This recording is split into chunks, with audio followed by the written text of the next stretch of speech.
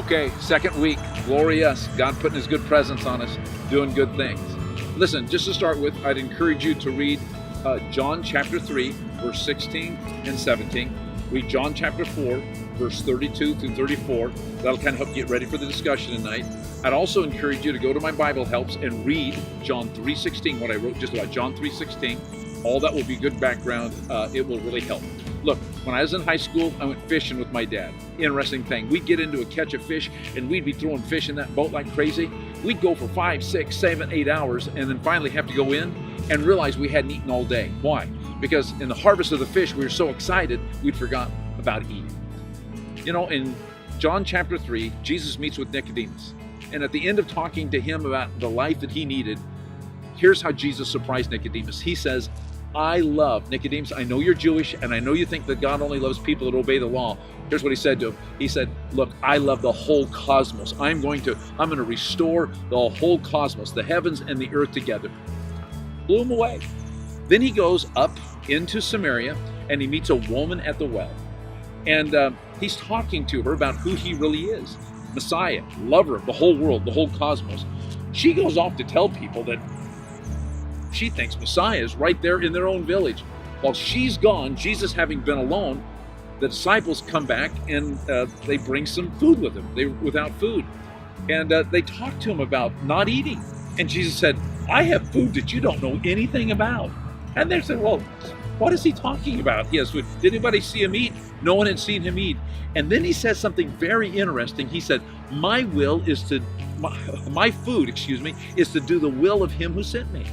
What Jesus was saying there is, look, I want to tell you something. I get more nutrition, I get more sustenance, I get more excitement, I get more energy in life when people who do not know me are loved, when I am able to love all of the cosmos, every person, including this Samaritan woman you don't even think I should be talking to. When I am loving her, I'm telling you something, that is the best possible food I could eat. You know, I'm standing here by this sign, this interesting sign that says, failure to pick up dog waste is a violation of Washington County Code 6.04.235, is a Class D civil infraction. Now, I stepped over some joints, some cigarettes, some needles, but if you don't pick up your dog waste, that's a Class D civil infraction. You want to know something? I think we need to pay attention to keep our waste, the waste of our sin and the wasted life all picked up. That's certainly a greater infraction than that. Why? Because there's a harvest out there. And what a shame if we did not use our lives to harvest people that are ready to harvest. I got one simple discussion question tonight. Talk about the passage, get everything you can out of it, but after you've gotten everything out of that passage, ask yourself one question. Who do you know in your life that is white, ready to harvest, wanting to come to Jesus potentially right now? Then would you do something for me? Pray about it in your small groups and then make one small commitment. That person you'll take a touch card to, pray over that touch card, you'll take that touch card to, and you'll hand it to them and invite them to Easter. I believe now God wants to be us, actually not just in general, but us. He wants us to be harvesting some of our friends, some of the people that we love the most.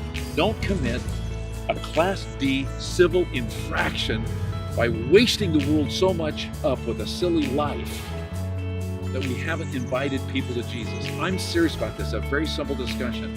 Talk about one person that you would like to see come to Jesus. If you don't know anybody, search, dig, think about family members, think about past friends, think about somebody and pray for them tonight, and then commit to invite them to church. And if they're out of the area, then invite them and encourage them to go to another church. But talk seriously about inviting people to church, inviting people to Jesus in this season.